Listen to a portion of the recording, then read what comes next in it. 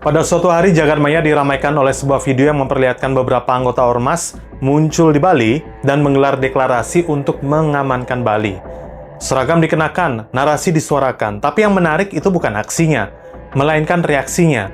Masyarakat adat Bali melalui pecalang dan tokoh-tokohnya menyatakan penolakan yang tegas. Kami tidak butuh ormas dari luar. Begitu bunyi pernyataan yang dikutip oleh berbagai media nasional.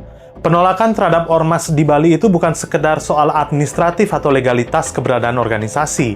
Dia merupakan ekspresi kultural atas ketidaksesuaian nilai.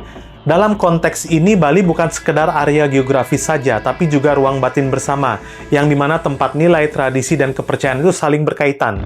Maka ketika ada kelompok yang datang dengan narasi besar seperti mengamankan Bali, padahal tidak pernah diminta oleh warga Balinya sendiri, publik melihatnya bukan sebagai bantuan, tetapi sebagai bentuk kolonisasi makna.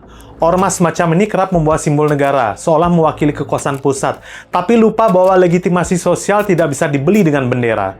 Dia harus tumbuh dari pengakuan lokal dan dari relasi yang dibangun perlahan, bukan dari konvoi mendadak dan yel-yel.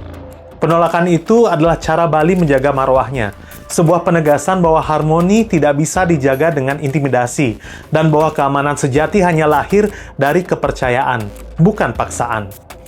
Di tanah di mana harmoni bukan hanya slogan, tetapi sistem hidup, kehadiran ormas dengan atribut menyerupai kekuatan sipil bersenjata itu bisa dianggap sebagai gangguan. Pecalang itu bukan sekedar statuan keamanan adat, mereka merupakan wajah kultural dari kesepakatan sosial yang tumbuh dari bawah. Mereka tidak dibentuk oleh negara, melainkan oleh desa adat. Komunitas yang hidup dan saling mengenal, diikat oleh kesepahaman ritual, spiritual, bukan struktur komando. Pecalang tidak bergerak berdasarkan surat tugas birokrasi, tapi berdasarkan kesadaran kolektif yang diwariskan turun-temurun. Mereka hadir pada saat upacara, saat ogoh-ogoh digotong keliling desa, saat warga menikah ataupun meninggal. Mereka menjaga ketertiban bukan dengan senjata, tapi dengan wibawa yang lahir dari pengabdian. Jadi, ketika ormas luar datang dengan cara yang cenderung intimidatif, membawa jargon nasionalisme, tapi lupa cara menghormati lokalitas, yang terusik itu bukan hanya keamanan fisik, tapi juga tatanan simbolik dan spiritual. Pecalang adalah bagian dari sistem kosmologis Bali, tempat di mana skala dan niskala yang tampak dan tak nampak itu saling terkait. Setiap langkah mereka itu bukan hanya urusan pengamanan, tapi juga bagian dari menjaga kesucian ruang.